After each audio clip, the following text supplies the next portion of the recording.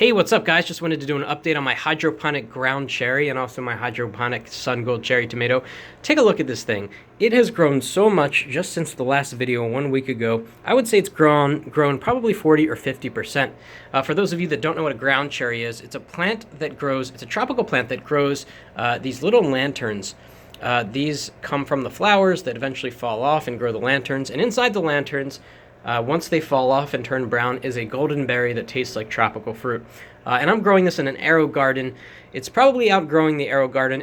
In fact, I had to add another set of arrow garden lights over here just because the foliage was expanding outside of the light hood from the arrow garden, and I wanted to be able to give it enough light to make the plant flourish. So just to take a closer look, and actually we're going to pull off one of these lanterns and see what's inside. I'm going to kind of do it for the first time. I haven't done it yet. If you look closely inside, look at the thickness of these stems. I mean, this plant is an absolute beast. This stem is thicker than the circumference of the diameter of my thumb. And you've got multiple really thick stems. This thing is growing to support a tremendous amount of cherries. And I don't know how long I'm going to be able to keep it in an arrow garden. It's not going to survive a transplant outside, so I'm hoping I at least get a nice harvest before this thing gets too wild to where I can no longer grow it in an arrow garden. We've got lanterns everywhere, lanterns here, there. There probably are about 20 of these lanterns all around, and there are so many flowers just waiting to turn into these lanterns, just kind of moving around. And in the back you can see more flowers. There are flowers everywhere, and if I stand up and look on the other side, they're coming out the other end too. Just so many flowers. Anyway, so let's pick off one of these lanterns and see what's inside. So I'm going to pick a medium-sized one. Let's see, this one looks pretty good. Okay, so I'm going to try to let me get some scissors actually so I don't damage anything. Now, if you were to eat this berry, well, you wouldn't want to eat this right now because apparently these are poisonous when they are green.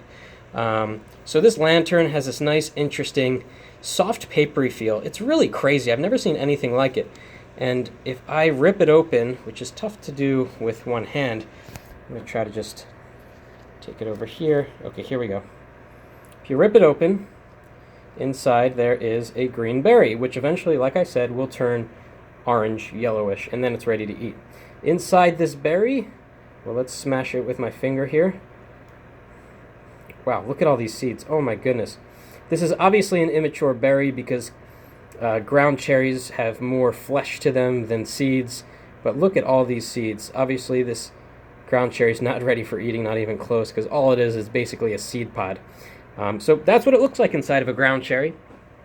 Can't wait for like I said, for the harvest to be ready, to start seeing these pods fall down after they dry out. And my oldest ground cherry is this one here, and it's still bright green, so got a ways to go. Okay, next, let's take a look at my hydroponic Sungold cherry tomato plant, and I've got a surprise for you, or I guess it's a surprise for me. So I was watching this tomato grow, and guess what, guys? This is not a cherry tomato plant. And check out this tomato. It's got a little flaw on the bottom.